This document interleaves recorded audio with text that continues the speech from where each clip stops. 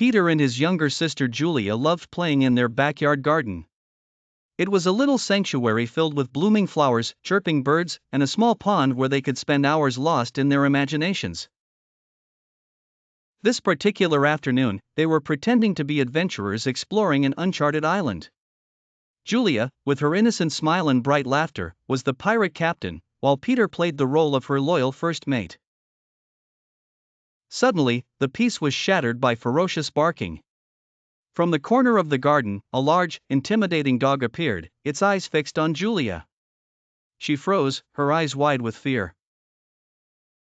Without a second thought, Peter's protective instinct kicked in. He dashed across the lawn, placing himself between the dog and his sister. Raising his arms to appear larger and more intimidating, he shouted, "Get away!" The dog hesitated, sniffing the air as if trying to decide what to do next.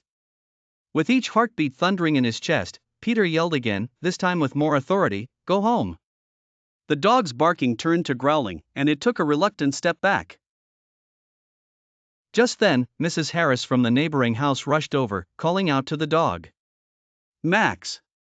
Come here, boy," she shouted.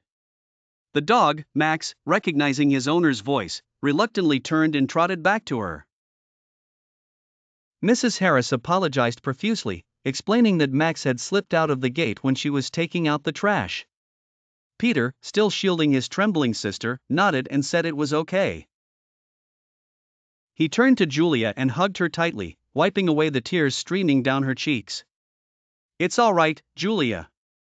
You're safe now," he reassured her softly. That evening, as they sat down for dinner, their parents praised Peter for his bravery.